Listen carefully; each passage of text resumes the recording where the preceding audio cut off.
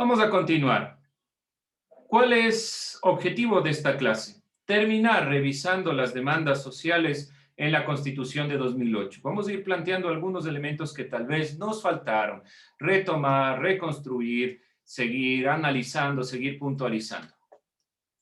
Vamos a iniciar con las demandas sociales, la democracia como forma paradójica, entendiendo estas demandas sociales a lo largo del proceso.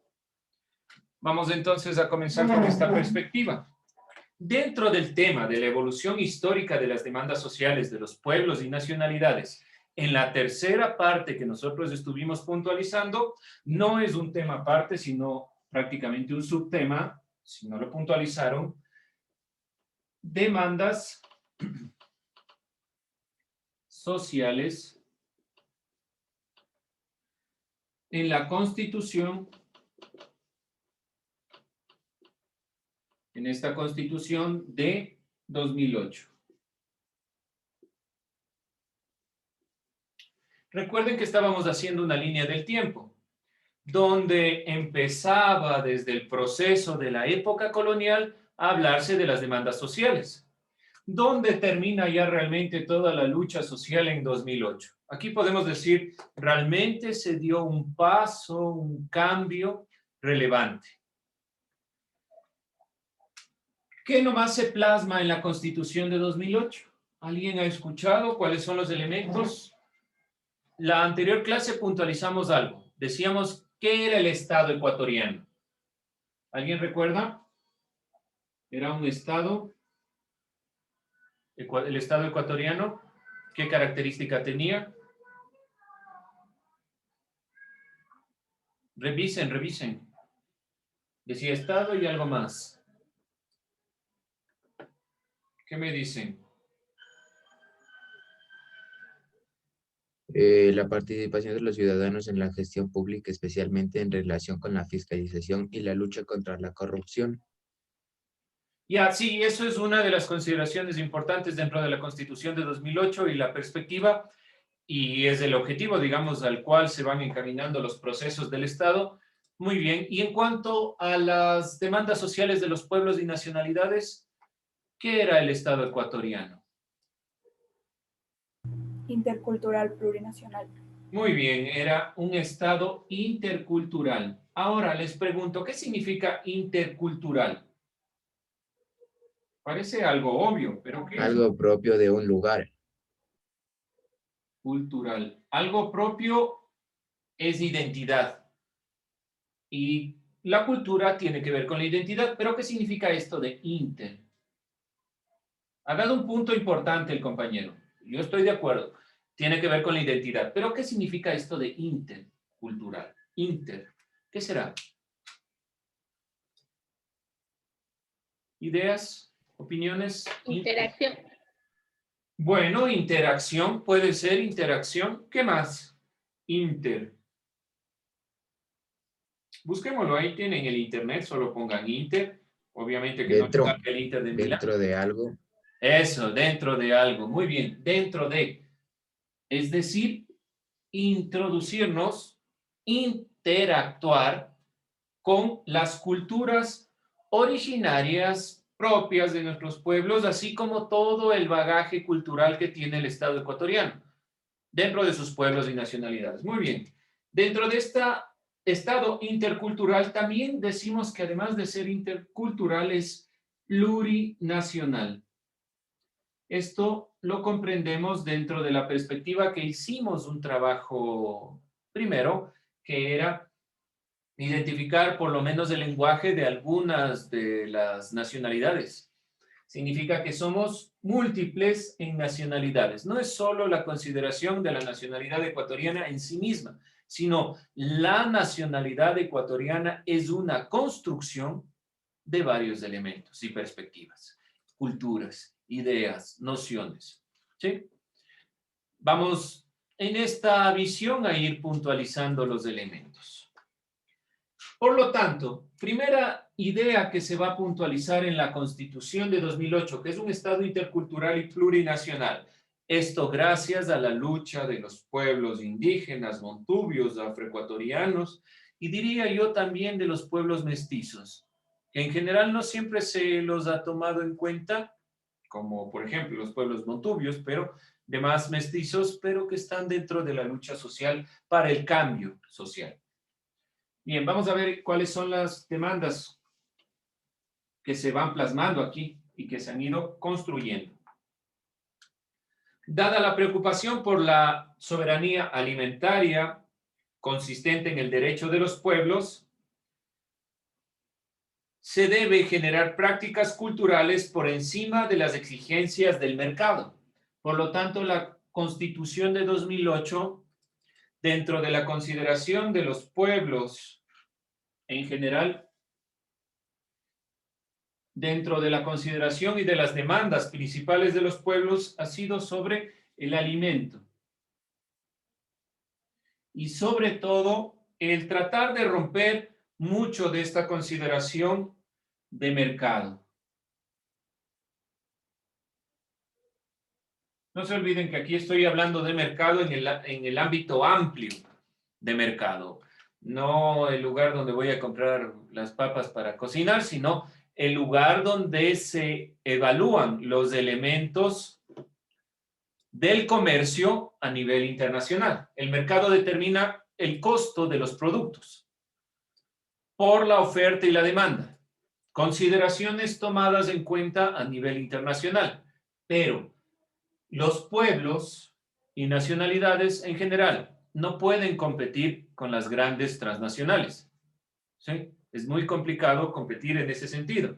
Por lo tanto, una de las exigencias es que no se determine en cuanto al mercado, sino que el alimento sea propio de los pueblos. Si hay dudas, preguntas, no se olviden hacérmelas. Si algo de los conectores no se entiende, para que no se confundan a qué me refiero con mercado. Dentro de esta consideración, también otra exigencia es rescatar la cultura propia de los pueblos y nacionalidades. Además, están en contra de la contaminación en cualquiera de sus ámbitos. Y ese ha sido mucho de los proyectos. Aún así, podemos observar dentro de los proyectos sociales de los movimientos indígenas, ahora plasmados en estos proyectos de gobierno, que también podemos nosotros puntualizar, están directamente relacionados con estas perspectivas de lo que nosotros nos referimos con ecología, con contaminación, con un proceso de ruptura a esta visión de la contaminación. Entonces, otra exigencia era que la Constitución de 2008 plasme esta perspectiva. Pueden escuchar ustedes dentro del proceso electoral que estamos llevando a cabo que una de las exigencias siempre ha sido en cuanto a este sentido y que es una demanda de los pueblos y nacionalidades. Otra consideración también y otro elemento propio de la cultura, la identidad cultural que ya mencionamos y sobre todo la educación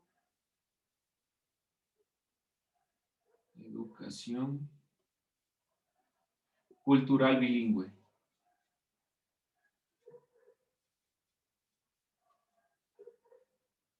Nosotros revisamos a una representante indígena fundamental, Dolores Cacuango, quienes lucharon con Tránsito Amaguaña por la educación cultural bilingüe.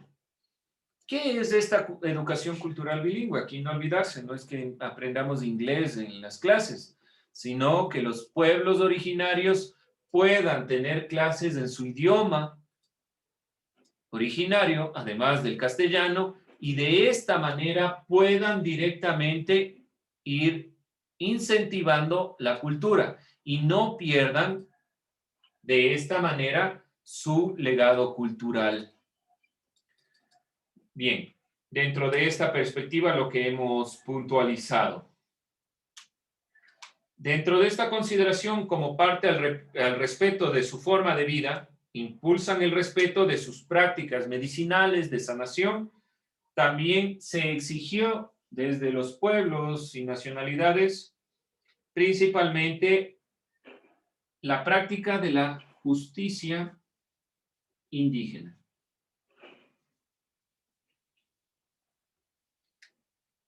¿Alguien ha escuchado qué es esto de justicia indígena? ¿Alguien sabe qué es? ¿Qué me dice Alejandro? A ver, vamos, Anthony. Los indígenas hacen pagar a los delincuentes con su propia mano, castigándoles, pegándoles todo. Bueno, hay diferentes prácticas, digamos, dentro del proceso mismo, sí. Es la consideración misma de todo el proceso. Pero ¿por qué se da? En la cosmovisión o en la perspectiva indígena, más allá Porque de... una persona hace alguna cosa mal, o roba, o algo así, y le hacen justicia indígena. Ya, pero ¿por qué reivindicar la justicia indígena y no solo basarnos en la justicia normal, común y corriente? ¿Por qué tener que dar esta perspectiva? Porque ellos tienen formas más drásticas de hacer las cosas. No es como la Constitución que le da más derechos a una persona que hace las cosas mal. Por eso mismo, ¿por qué acceder a la justicia indígena? Si la justicia indígena sobrepasa en ciertos puntos ciertas consideraciones. ¿Por qué razón?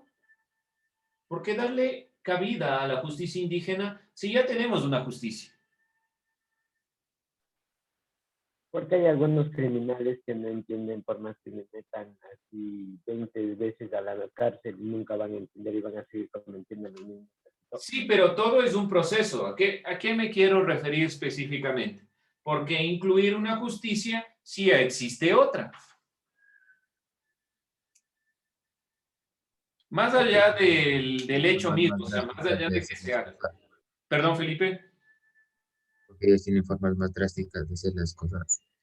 Sí comprendo este sentido, pero no me voy al hecho en sí mismo, sino a que la Constitución accede a reconocer la justicia indígena. ¿Por qué reconoce? Entiendo que sí, es más drástico, sí funciona lo que podemos decir en este ámbito, pero ¿por qué accedería la Constitución de 2008 a la justicia indígena? ¿Por qué no permanecer solo con una justicia? Por igualdad. Bueno, sí, una cosa por igualdad, por reconocer la igualdad entre todos los pueblos. Pero ¿por qué no decirles a estos grupos sociales que se adhieran a la justicia que ya tenemos? ¿Alguien? ¿Alguna otra opinión? Porque tienen diferentes culturas los pueblos indígenas de cómo tratar a los delincuentes. Bueno, sí, por esto que también decía Felipe, por un tanto de igualdad. Es un tema complejo, es un tema que todavía, creo yo, se sigue debatiendo. ¿Por qué mantener la justicia indígena? ¿Y bajo qué parámetros se realiza la justicia indígena? ¿Debe estar normada o los pueblos y nacionalidades indígenas deben normarla? ¿O la justicia general debe normar? Aquí sigue existiendo un inconveniente y estaremos trabajando sobre este tema. Otro elemento, y con este creo que es el elemento más importante que ha tomado la Constitución y que es un concepto reconstruido desde la visión y cosmovisión de los pueblos y nacionalidades, el summa causae o buen vivir. Ya vamos a trabajar con este concepto directamente en filosofía y en el resto que tenga que ver con esta perspectiva, pero la Constitución reconoce que el Estado ecuatoriano debe garantizar el buen vivir, una convivencia armónica entre todos los habitantes que permita generar procesos de construcción compartida. Con eso estamos cerrando las demandas de los pueblos y nacionalidades indígenas de nuestro país, tratando de comprender un poco cuáles fueron las demandas que se plasmaron en la Constitución de 2008 y cuáles fueron las demandas desde la época de la conquista española, principalmente desde la colonia. ¿Cuál va a ser su trabajo? Y lo van a hacer, bueno, tenemos 10 minutos más que vamos a trabajar un poco sobre la democracia. La idea principal es realizar una línea de tiempo, completar esa línea de tiempo que en algún momento comenzamos, que empieza desde la época colonial hasta 2008. Van a completar los elementos intermedios, pero con las demandas. ¿Qué se demandaba en la época colonial? ¿Qué se demandaba posteriormente ya en la República? ¿Qué se demandaba en el siglo XIX? ¿Qué se demandaba en el siglo XX? ¿Sí? ¿Dudas, preguntas, inquietudes? Simplemente ponemos la fecha, por ejemplo, 1990, la demanda de la inclusión, que es el primer levantamiento indígena en el Ecuador. ¿Y cuál era la demanda en 1990? Principalmente la demanda de 1990 de los pueblos y nacionalidades era que sean incluidos como actores políticos. ¿Sí? Nada más. Sencillo, de las fechas que hemos visto en clase. Vamos a trabajar, como les digo, unos minutos más en realidad vamos a trabajar solo 5 minutos más, para que tengan la posibilidad de ir completando esto. Me interesa que introduzcamos el tema ya directamente de la democracia en el ámbito paradójico. El tema de la siguiente parte es la democracia como forma paradójica, dificultad para concretar las expectativas sociales. ¿Cuál es el tema en general, mejor dicho, cuál es la perspectiva o el objetivo que vamos a alcanzar? Reconocer a la democracia como forma paradójica. Nosotros ya sabemos qué es una paradoja. Algo que se presenta como una explicación que se contradice. ¿Por qué razón es paradójica la democracia? Porque la democracia, desde su concepción, demos y kratos, es el poder del pueblo. Y significa que el pueblo en sí mismo debe ejercer el poder. ¿Dónde está lo paradójico? Que cómo puede ser que el pueblo decida todas las expectativas sociales. Es muy complejo. No podemos llegar a todos los sectores en todos los momentos. Y todas las demandas no pueden ser atendidas. No todas las demandas tienen la misma importancia unas con otras. Entonces, la democracia como forma paradójica. Ya saben lo que es paradoja. Ya entendemos la palabra paradoja. Algo que se presenta contradictorio, pero que trata de explicar algo más. Acuérdense del término paradoja. La democracia como forma de gobierno, sabemos muy bien que se basa en el pueblo. Y el pueblo es el soberano que debe ejercer el derecho. Dentro de estas consideraciones, hay ciertas expectativas y demandas sociales. No todas las demandas pueden ser resueltas de forma tan rápida y tan sencilla. Y nos queda la duda con la que vamos a ir complementando la clase siguiente. ¿Qué tan fácil será realmente atender a las demandas de todos los sectores sociales? ¿Es sencillo? ¿Creen ustedes que un presidente, que un alcalde, es fácil para un representante cumplir todas las demandas del pueblo? ¿Puede accederse a todas las demandas? ¿Alguien algún criterio sobre esto? ¿Qué creen ustedes? ¿Qué piensan? ¿Es fácil acceder a todas las demandas del pueblo, de todos los sectores? No, dice. Muy complejo. Marjorie, perdón, no la escuché y de ahí Anthony. No, que eso es muy complejo. Ya, pero sean más concretos. ¿Por qué es complejo? Es complejo No dicen porque algunos pueblos tienen algunas demandas que pueden llegar a perjudiciar no de forma directa a otros pueblos. Bueno, puede haber algo que yo pida, puede ser perjudicial para otra persona o por otro grupo. Entonces comienza a ser complejo, que realmente, y por lo cual la representatividad debe ser importante, debe ser realmente consensuada. Por eso es que no tenemos un gobierno en el cual solo una persona decide, porque si no, va a decidir bajo el interés individual. Bien, jóvenes, vamos a iniciar desde aquí. Solo me interesaba que vean, y por lo cual las demandas de los grupos y nacionalidades indígenas en el Ecuador han sido demandas complejas. Han sido procesos largos, no cambiamos la realidad de un día para otro, ni con una lucha, ni con una revolución. Necesita de bastante tiempo. De ahí la línea del tiempo para que vean todo el proceso en realidad que se va formando. ¿Qué demandas han venido generándose a lo largo del tiempo? Con eso vamos a cerrar.